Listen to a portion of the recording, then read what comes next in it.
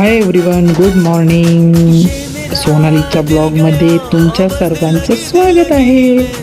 आज मी उठता क्षणी गव्हाचं पीठ मळायला घेतलो, कारण गव्हाचं पीठ म्हणून मला कोबीची भाजी बनवायची होती आणि एवढ्या टायमिंगमध्ये मला माझा ब्रेकफास्टही भरपूरच व्हायचा होता. सो मग मी काय ब्रेकफास्ट करू असा विचार करत असताना माझ्या लक्षात आलं की माझ्या फ्रीजमध्ये रागीचा ब्रेड आहे. सो मी तो काढला आणि त्याला अंडी होती, अंडी फोडली आणि त्याला चांगलं फेटून घेतलं.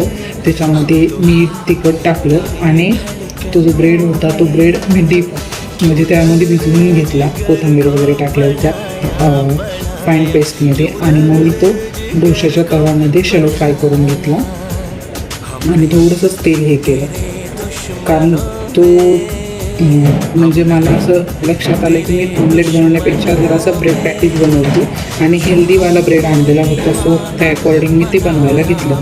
पण खरं सांगू, इतका मस्त झालेला होता, खमंग वास सुटलेला होता घरात आणि छान वाटत होतं भाजताना तर वगैरे. आणि मग मी खाऊन बघितलं तर मला आवडली टेस्ट. आणि मिस्टरांना पण मी ब्रेकफास्ट दिला, चहा दिला आणि कोबीची भाजी बनवली. पण त्याची रील शूट करता आली नाही, कारण माझ्या कॅमेऱ्याला तेवढी चार्जिंग नव्हती. आमच्याकडे संध्याकाळी लाईट नव्हती, तर तो कॅमेरा मी चार्ज करायला लावलेला होता जेव्हा कोबीची भाजी बनवत होते तेव्हा, म्हणून ते शूट झालेलं नाही. आणि इकडे माझ्या नवऱ्यांना म्हणलं की तुम्ही रिॲक्शन द्या, तर त्यांनी मला रिॲक्शन दिलेली आहे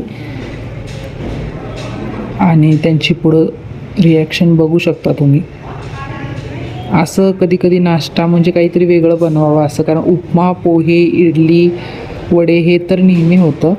कधी कधी अनहेल्दी पण चालतं. अनहेल्दी म्हणता येणार नाही, कारण तो रागीचा ब्रेड होता.